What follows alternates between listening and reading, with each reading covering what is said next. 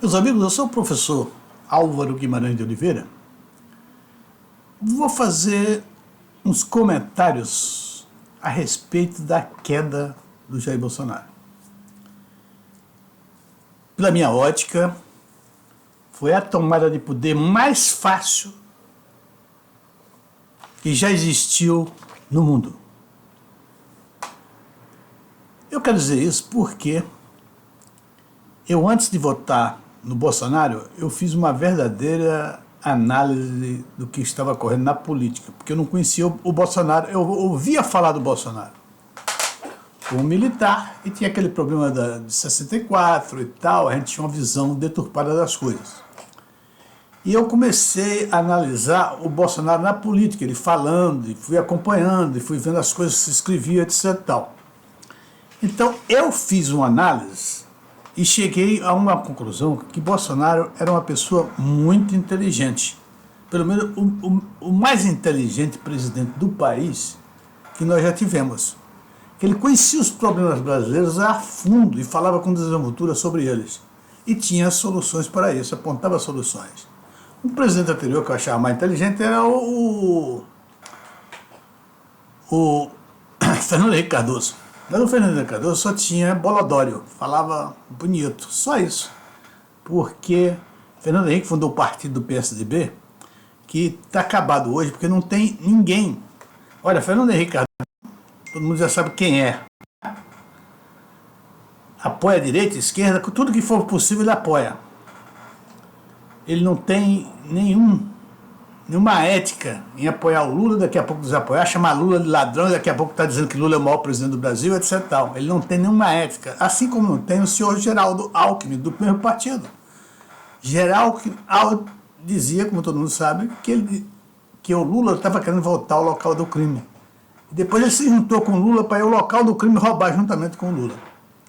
Tem o José Serra. O José Serra, um ladrãozinho de merda. Não é? O José Serra, com aquela pose toda e tal, intelectual, e no entanto é um ladrãozinho de pequena quantidade.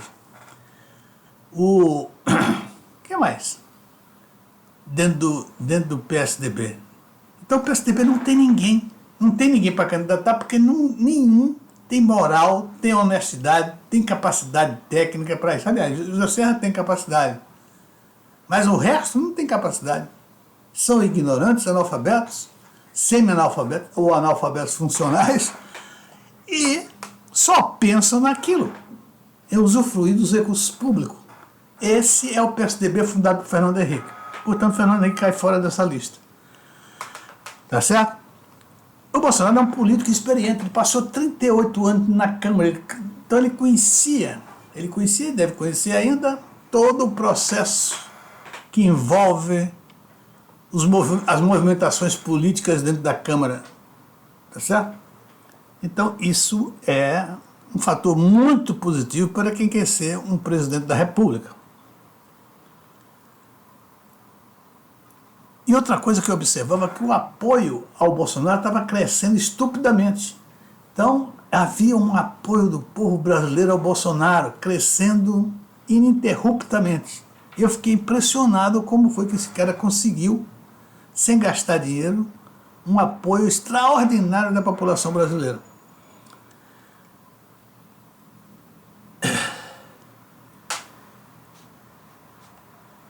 E pensando um pouco mais a respeito dele no poder, e de tomadas de poderes, etc., ele tinha uma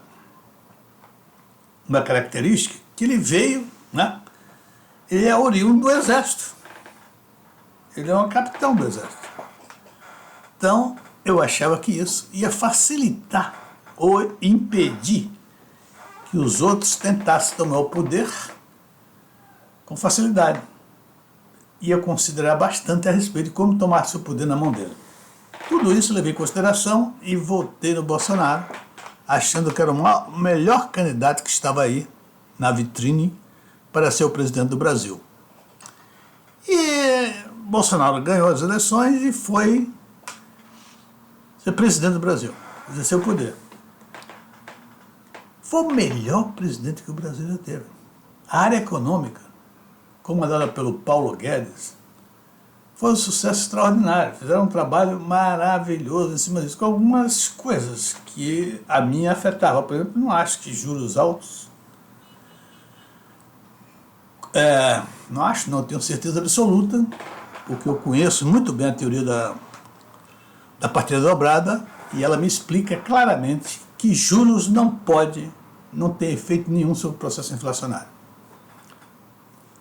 Se você considerar que eu faço uma política de juros para combater a inflação, eu deveria combater a inflação, não quebrar as empresas, reduzir o crescimento econômico para depois vencer a inflação. Isso não é uma política de juros que seja feita para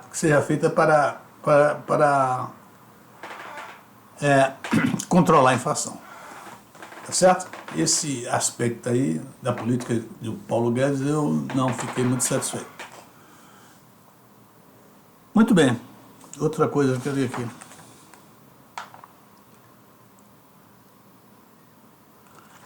O Bolsonaro fez uma coisa que chama atenção e é coerente com a ética dele, com o cuidado que ele tem com o recurso público. Ele fez um ministério dele, e colocou pessoas que tinham capacidade para aquele ministério, como por exemplo, colocou o Paulo Guedes no Ministério da Economia. E assim por diante. Ele fez um ministério todo baseado na meritocracia, na competência, na formação do indivíduo em relação ao que ele exercer. E foi espetacular. Tanto é que o governo dele foi brilhante, o governo dele.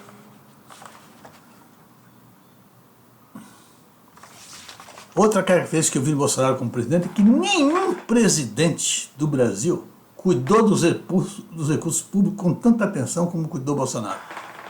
Basta dizer que as empresas estatais que davam prejuízo de bilhões, no período de Bolsonaro foi ao contrário, deu lucros de bilhões. Então, era uma pessoa muito cuidadosa com os recursos públicos e não deixava que alguém se usufruísse dele com facilidade. Por exemplo, a Lei Rouanet, os artistas quebraram a cara.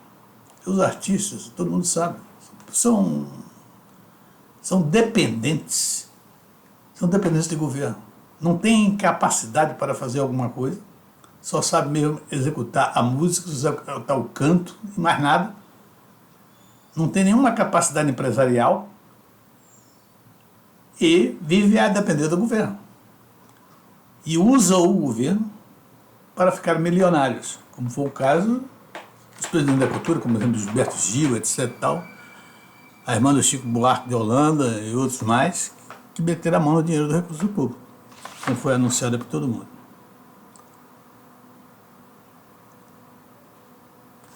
Muito bem, dito isso, vamos analisar agora, eu quero analisar agora, foi que houve, por que o Bolsonaro caiu? Todo mundo estava cheirando que o país ia enfrentar uma situação um pouco difícil politicamente, porque existia um movimento da globalização e os grandes investidores estrangeiros estavam apoiando os governos de esquerda, porque um governo de esquerda, para ele, é mais fácil de manipular do que um governo de direita. Geralmente o governo de esquerda é incompetente, é burro, não conhece os negócios mundiais, então é fácil de controlar esse tipo de pessoa. E gosta de dinheiro público ou privado. Então, facilmente controláveis pelos grandes investidores. Como é o caso do Lula. O Lula cheira dinheiro. O Lula vive, o pouco de respira é o dinheiro. Ele não consegue pensar em outra coisa a não ser no dinheiro. Não é? Então, esse rapaz é simplesmente manipulável pelos investidores internacionais. Facilmente. Bom, então havia isso aí. E aí começou a se falar nas eleições. Primeiro, começaram a dizer que as urnas iam ser fraudadas. E eu achava que a posição de Bolsonaro, com apoio do povo, com apoio ele era o chefe das Forças Armadas. Se não tinha o apoio dos chefes, como nós vimos depois, mas tinham o apoio da turma, da tropa, tinha o apoio da tropa. Então, eu achava dificilmente que alguém ia tentar por aí destruir isso. E não foi, para meu minha completa frustração, que o Bolsonaro aceita que as eleições sejam feitas sem que antes o ministro Alexandre de Moraes entregasse as fontes do processo eleitoral. Como é que ele faz isso? Ele sabia de tudo, todo mundo está dizendo que ia acontecer, e ele faz isso, ele aceita isso. Eu acho que se ali ele aceitou, talvez porque com um revólver na cabeça, ele já poderia ter dito o que queria acontecer. Ele já poderia ter, inclusive, renunciado. Seria muito interessante para ele ser raciocinado o que aconteceu. Fraudaram as eleições na cara dele, tiraram ele do poder. Tá certo? O que mais? Bom, e nós vimos que essa tomada de poder foi a mais fácil que já houve. Não se deu um tiro, não se deu um tapa. E acabaram tomando o poder, como disse o José Dirceu, que o negócio não é ganhar as eleições, era tomar o poder. E também repetiu, como papagaio de pirata, o senhor Luiz Barroso. Então, realmente, eu comecei a pensar e tenho algumas opiniões a respeito disso, que o Bolsonaro tinha uma cabeça muito confusa. O trauma de 64, que os militares entraram no poder e fizeram uma grande administração no Brasil, integraram o Brasil muito melhor do que era antes. E a esquerda colocou na cabeça dos brasileiros que os militares eram extremamente ditatoriais, só queriam regime de força, matar, etc. Tal. E Bolsonaro, como defendia o regime militar, ele ficou sempre preocupado com essas coisas. E no seu período, ele não queria nenhum ato que fosse considerado como um ato antidemocrático do governo dele. E nisso aí ele fez uma confusão. Ele confundiu o poder de fato com o poder da Constituição, né? A Constituição protege, né? É feita para proteger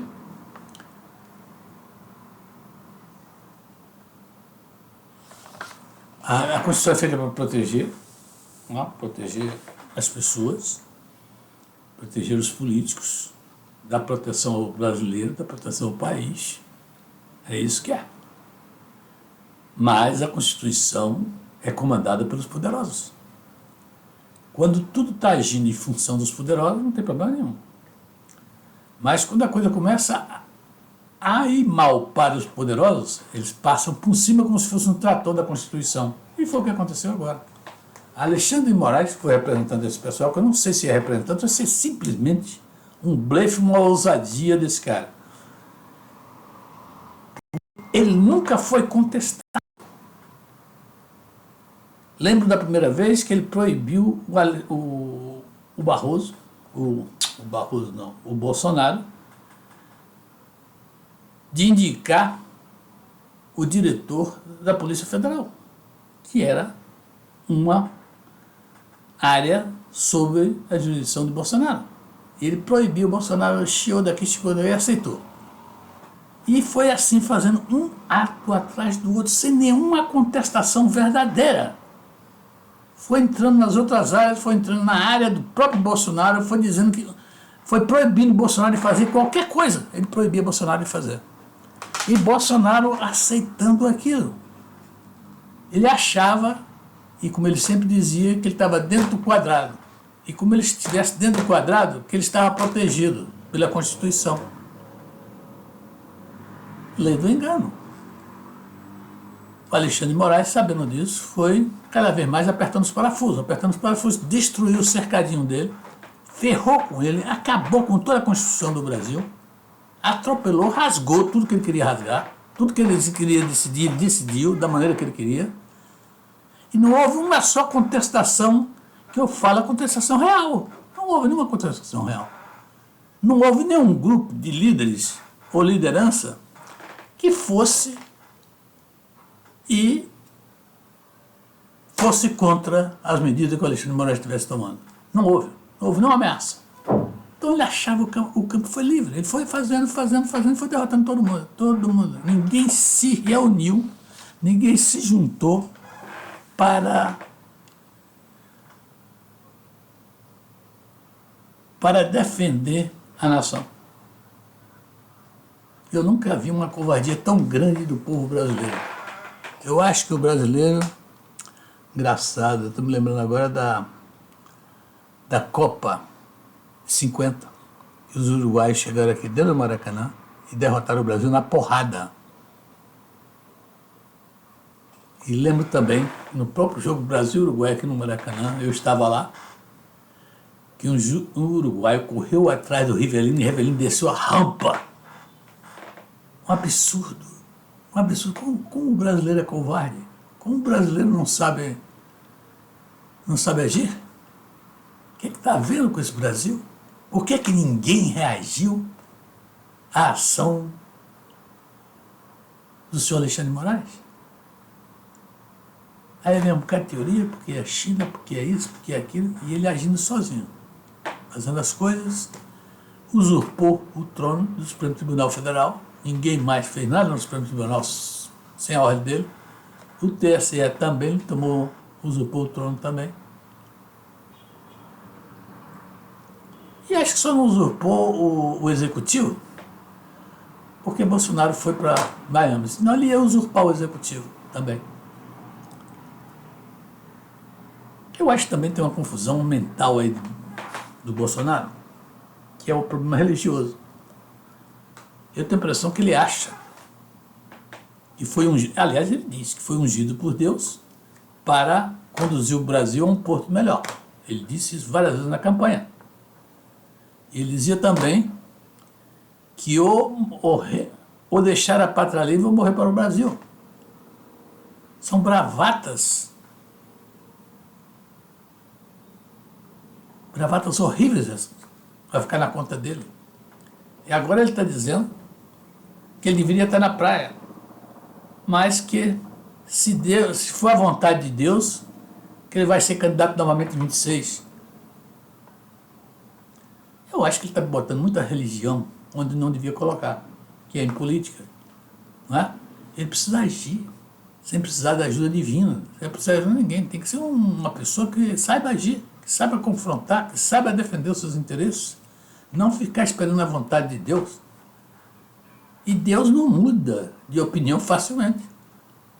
Na eleição, agora que ele perdeu para quem? Para o Lula. Então Deus favoreceu o Lula.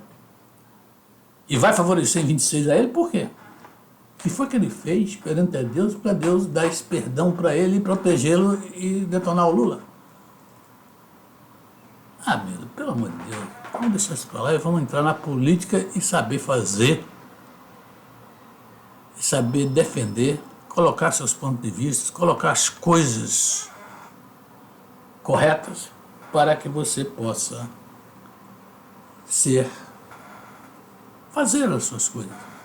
Ser o presidente do Brasil, de qualquer lugar do mundo, mas com suas posições, não esperar a proteção divina, que isso não existe, meu amigo. Tá bom? Um abraço.